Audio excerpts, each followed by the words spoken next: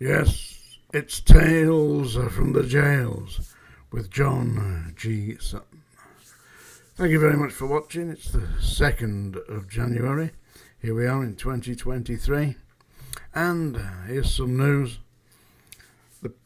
The criminal justice system is, according to the Crown Prosecution Service, broken. They've got approximately 60,000 cases waiting to be heard at the Crown Court. 60,000 waiting for trial at the Crown Court. They've got over 300,000 waiting to be heard at the Magistrates' Court. These are people who have had notifications of prosecution, awaiting dates to go before the courts to be heard. And the worst part about all this is there are hundreds, thousands in fact, of unconvicted people who are being held on remand in HM prisons.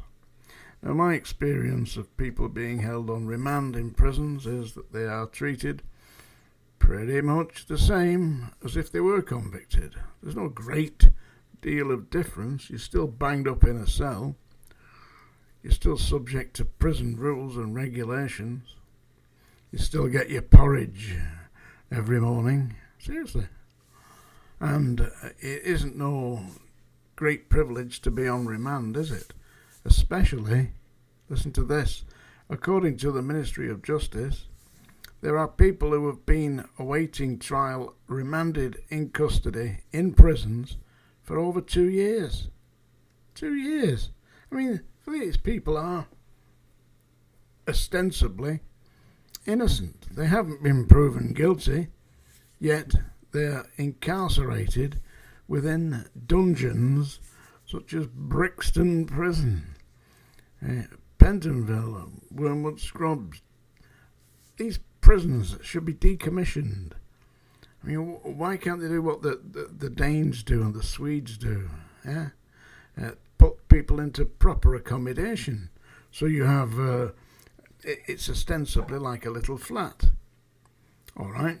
It's within the perimeter of a 16-foot high fence, but you have got some decency there. I mean, to take an ordinary individual out of their home, away from their family, and lock them into a 12-foot by 8-foot cell that was constructed almost 200 years ago to hold one man, and lock them in there for 23 hours a day in some instances, is a damn insult. Especially, I mean, some of these people will be found not guilty, and there's no redress. You can't go to the court and say, well, they should not have held me on remand, I was not guilty. You can't, this is part of the criminal justice system. You know, it was decided by the courts that you were a danger to society, and therefore we held you in custody on remand. Anybody who's been on it must be a soul-destroying thing to be on remand, because you have no date to go to court. When you do get sentenced, you know, the amount of time that you've been held on remand is counted against the sentence. So if you're held on remand for 2 years and you get sentenced to 4 years, then I assume that you're going to get instantly released from prison, because with remission, you get 50% remission these days. So somebody who gets sentenced to 10 years is only going to do 5.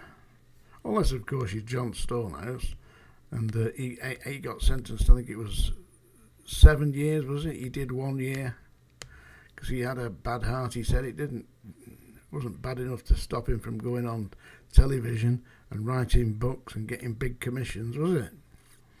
Still managed to do that. Anyway, you'll be able to watch his programme tonight. Stonehouse. Self-entitled, opinionated thief. Convicted thief. I think steal a few bob, you know.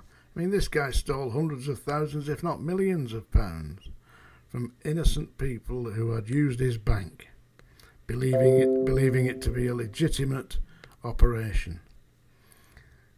faked his own death. And then when he managed to get himself in Wormwood Scrubs, he got these extremely kind treatment from the governors and allowed his girlfriend in, Sheila Buckley, to come in a fur coat, no knickers, into a little private room with John Stonehouse to entertain himself. He's supposed to have a weak heart, isn't he? Well, let him in there. Anyway, he's dead now, isn't he? You shouldn't speak ill of the dead, but in that case, let me make an exception. He was a supercilious shithouse.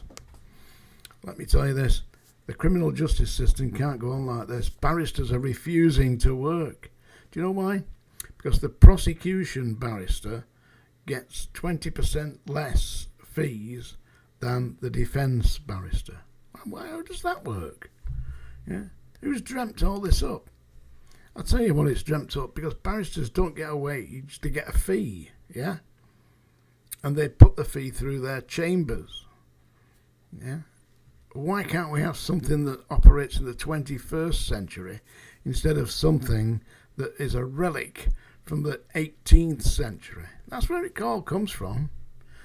And is there any real need for them to dress up in these wigs? I mean, their wigs must cost them, what, £500,000, something like that? I mean, if they're going to buy a wig, get me a bloody wig. I need one. I'm Baldy Head.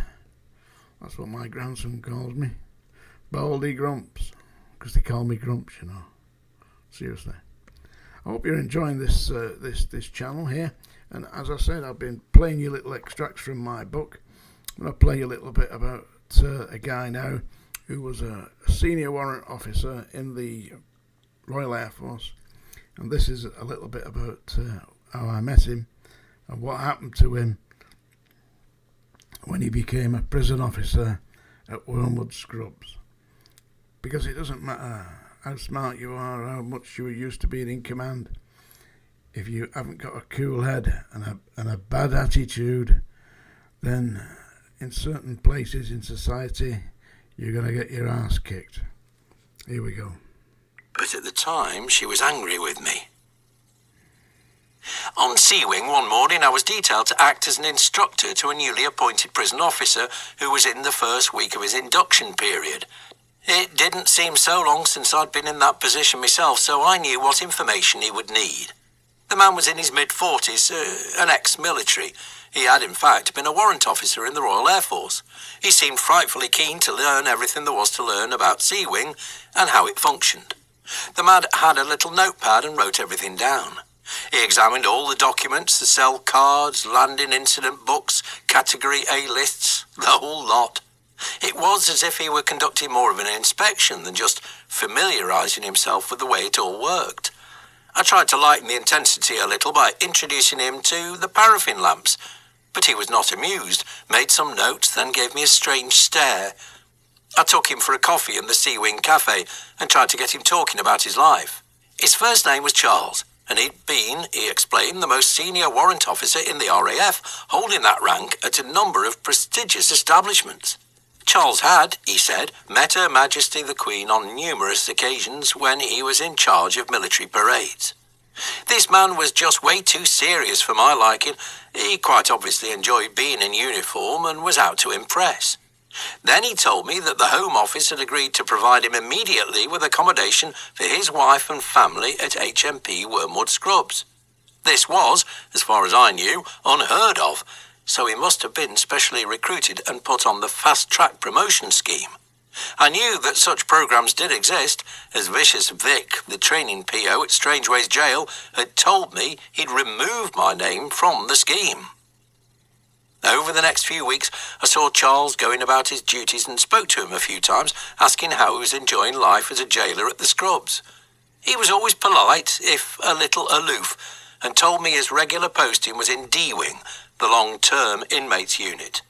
I was aware of what that place was like and advised him to watch his back and keep his eyes open as, in my opinion, the senior staff were over-friendly with the prisoners. I recall that my advice was not well received by Charles, who quickly terminated our conversation and walked off. Some weeks later, I was in the prison club, passing my lunch hour chatting to an officer I knew who worked on D-Wing, and asked him how Charles was doing. "What do you know about this?" he asked, in a suddenly severe manner. Of course, I actually knew nothing, but the thought came in my mind to ask about the fast-tracked ex-warrant officer who had impressed me as being a little too keen. "He's been required to resign," the officer told me. It seemed that almost as soon as Charles had joined the staff on D-Wing, he'd been targeted by the long-term, highly experienced inmates. They'd befriended him, made him feel like one of the boys, gave him praise for being such a good screw, and persuaded Charles that they would ensure he was a brilliant success in his new important position. Then, these highly sophisticated inmates had cajoled poor, gullible Charles into running bets for them to the local bookmaker's betting shop. Once he'd done this a few times, Charles was blackmailed into smuggling in booze and tobacco. However, as he was a complete amateur at what is officially termed trafficking, he'd been observed by staff buying packets of rolling tobacco in the prison club when they knew he did not smoke. Coming into prison one afternoon from his lunch break, Charles had been stopped and searched. Secreted on his person were bottles of whiskey and packs of tobacco. He could have been prosecuted under the Prison Act 1952, but instead, no doubt to save the Home Office embarrassment, he'd been required to resign. I had tried to caution the man that D-Wing was not exactly what it appeared to be, and that all within had to be treated with great circumspection. Charles, though, had known better. Or so he obviously thought. Now he was on another fast track, out of his prison quarters and into harsh reality. There you go. That's a little sample from my book. And now, it's time for the Song Dinger. And today I am going to sing. Well, you and I don't recognise it as singing. It's more of a mangling of a series of lyrics. So this is it. This is a song that I've liked over the years, you know. It's a song that by Billie Holiday. I cover the waterfront. I cover the waterfront. I'm watching the sea. Will the one I love be coming back to me?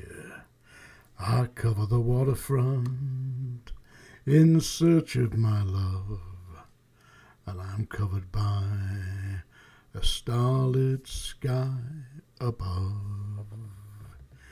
Here am I, patiently waiting, hoping and longing. Oh, how I yearn. Where are you?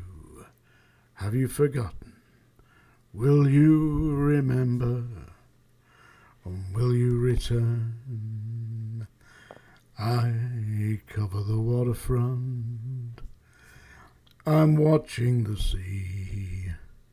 Will the one I love be coming back to me? Here am I, patiently waiting, hoping and longing. Oh, how I yearn. Where are you? Have you forgotten? Will you remember? And will you return? I cover the waterfront. I'm watching the sea. Will the one I love be coming back to me? There you go. I cover the waterfront. So, as I say, the criminal justice system seems to be knackered. I hope you enjoyed today's tales from the jails. Do please leave me some comments. I like them, even if they're slightly insulting. Paula, Happy New Year. Hey, and Larry and all the rest of them. Yeah, Bob the Bob. Yeah, thanks all that. I appreciate your comments, you know. And hey, tell you if you like this channel, tell your mates about it. Put it on Facebook, stuff like that. It builds up the people who are watching it. I think so. Get the message out there. Anyway, thank you very much, folks. We'll speak soon.